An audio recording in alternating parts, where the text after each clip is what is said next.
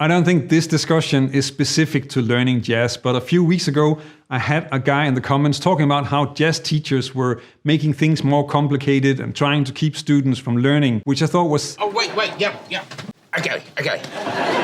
Go. Both incredibly funny and a little bit weird conspiracy and tinfoil hat sounding. But then I remembered that I once had a student who in the lesson told me that I was not teaching him the right things because when I played, it sounded way better than when he was playing. So I had to be keeping secrets from him. Needless to say, the difference was probably just that I'd practiced a bit more than him, but he was convinced that couldn't be it. So I suggested that he might be better off finding a teacher that he did trust and stop having lessons with me if he thought that I was holding back information. All of this doesn't fit at all with my experience. I've had a lot of guitar lessons from a lot of different teachers. In fact, I started having lessons when I was 12 years old, and I mostly have had friendly, encouraging, skilled, talented, and motivated teachers that were incredibly patient with me and all the stuff that I couldn't do and had to learn. And this is a huge part of why I can play today and also how I make a living playing guitar. And it is also why I love teaching. So I thought it would be useful to talk a bit about what the benefits of having lessons are, and especially why it's probably better to have real in-person lessons compared to watching a YouTube video or reading a blog post like you are now. I think this is an important discussion both for teachers and students, but I'm of course also very curious what you think. So let me know about that along the way in the comments. Of course, I'll add some stories about less fantastic teachers in there as well, but we'll get to that. Let's start with one big misunderstanding with teaching, probably for learning anything, but certainly for learning music and learning to play an instrument. If we return to the angry student, then he felt that he was not given the information that he needed to play the way that he wanted to. And before the internet, then I guess that was a possibility. At that time, you had to have a book or a teacher, maybe access to a library so that you could get information. But with the internet, that's no longer the case. By now, you can find information about anything just by searching on the internet, or even ask ChatGPT what to practice or how to solo over There'll Never Be Another You. But okay, maybe AI isn't really there yet, or ChatGPT just doesn't know There'll Never Be Another You. But there are articles and YouTube lessons on pretty much anything you want to work on. The challenge is now how to figure out what is actually usable or relevant information. And even if you know that, then you still have to get that internalized in a stepwise manner, which is very difficult. An example of actually having the information but not being able to use it even before the internet was when I started out trying to learn jazz. The only books that I could get at the library were the David Baker bebop books, and they were completely useless for me. And ironically, they might actually have been great if I'd worked with a teacher, but I'll explain that in a bit. On the internet, everything is probably there for free, and if you want an ordered approach of online lessons, then you can get access to that for the price of 2 or 3 in-person guitar lessons by enrolling in an online course similar to my jazz guitar roadmap. In a course, you pay to get access to a longer, connected learning path, and you don't get stuck having to waste time by putting it all together like a puzzle where you need to Google every piece in the puzzle. So why would anyone take guitar lessons? Well, there are actually quite a few really good reasons for that. The first reason is maybe kind of obvious and follows the problem that I just pointed out. Unconnected lessons on the internet. Information is not ordered in a way that is tailor-made for you as a student. And even if you get a course, then that's also made to fit a lot of students. And that may not be the most efficient way for you to learn, but that is exactly what a teacher can do. You get material based on how you play, what you need to develop, and what you want to learn.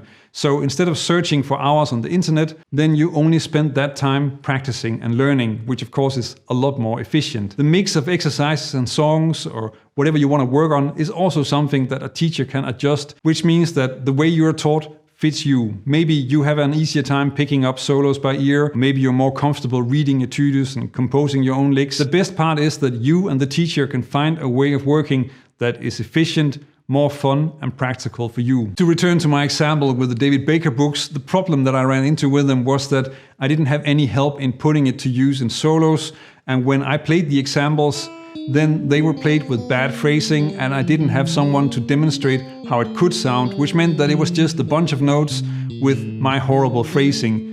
Uninspiring and useless, without that being David Baker's fault at all. Now, I certainly tried my best to make my course useful for most students, and I have seen a lot of them really benefit, but that level of personalization is just not possible, even if I did come up with a way to kind of fix it with the jazz guitar roadmap, but I'll talk about that in the next section and also discuss why in-person lessons are actually better than Zoom, Skype and FaceTime as well. But first, I think we need to talk about the biggest problem for beginner guitarists. The one thing that holds back any beginner in any genre is that they don't know where to start and what they need to learn. Mainly because you need a lot of experience with the genre to understand what needs work. And experience is the only thing that you don't have at that point. Think of it this way, if you don't know how blues is supposed to sound, then just learning the pentatonic scale is not really going to help you. And you can end up spending a lot of time wondering why you don't sound right if you're just trying to invent your own blues vocabulary without checking people like Stevie Ray Vaughan, B.B. King or Eric Clapton. I think this sounds pretty obvious for a lot of us, but then think about how often people try to learn jazz by only studying theory and technique and never listening to jazz. And this is one of the biggest benefits of having a teacher. Feedback from experienced ears. And this is true for any genre. Playing the right notes is easy. Playing the right melodies in the right way is very, very difficult. Most likely you can't tell yourself. You can maybe hear that it doesn't really sound right, but not what to fix. And no blog post or YouTube video will listen to your playing and tell you what is going on. Getting feedback will help you learn faster. You can save tons of time by having someone listen to your playing and give you feedback so that you know what to improve and what to work on.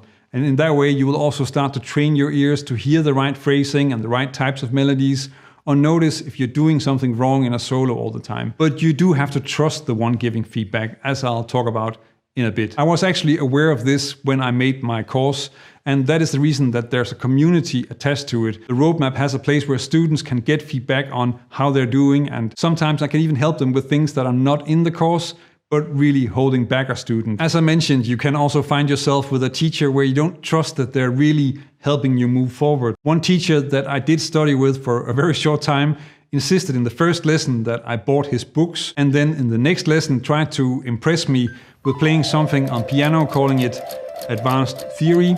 He just didn't realize that I played much better piano than him.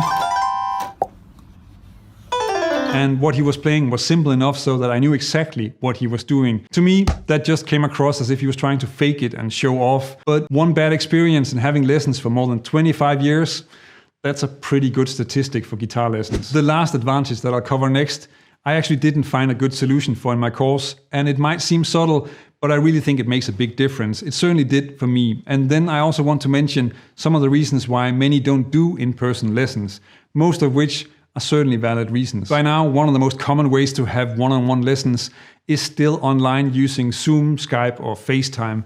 Similar to all the YouTube lessons and blog posts, then this is great for a lot of reasons, especially because you can study with great musicians on the other side of the world. But again, it is also less effective than actually being in the room with the teacher. Being in the room with the musician or teacher is just so much more powerful. Think of how you would compare listening on Spotify to being in the front row at a concert. It's just so much stronger if you're actually there. But there is more to it than that, especially when it comes to guitar. You learn so much from playing with someone who's better than you. And even if it is something that is maybe forgotten sometimes, then it is actually a big part of learning to play jazz. Jazz is just not a solo art form. It's about playing together with others, locking in with their time and reacting to what they play, both when you're soloing and when you're comping. And you learn so much by that. In fact, I think that most of what I learned during my study at the conservatory was from making music with the other students. If you look at the studies about how Corona has slowed down kids' learning because everything was remote, then I think it fits with what I'm saying here. Now, of course, that doesn't mean that you can't have great lessons through Zoom, but it is missing something. And if possible, you also want to get trained in interacting and making music with others while you have lessons. I'm really curious about what you think about this, so please leave a comment to share your experience and your opinion. Now, of course, having lessons in person on a regular basis is not possible for everyone, and that is perfectly fine. You need to work with what is possible for you, and committing to regular lessons is difficult, can be expensive, and you risk them not being effective if you space them out too much. Besides time, then you also need to have a teacher near enough for lessons to be practical, and then you need to be able to work with that teacher, which can also be an issue. Not everyone's taste or style of learning fits with all teachers, and in those situations, things like online courses and online lessons can be the best option, especially if it's that or nothing else. I feel that I got here because I had lots of lessons with a lot of good teachers, and there are really a lot of good teachers out there. Just try and look for them. Whether you're working with a teacher or studying by yourself, then there are some important skills that are maybe hard to develop, but once you start, you will benefit for the rest of your life, and you probably won't get far without them. If you want to check out what those skills are, then check out this video.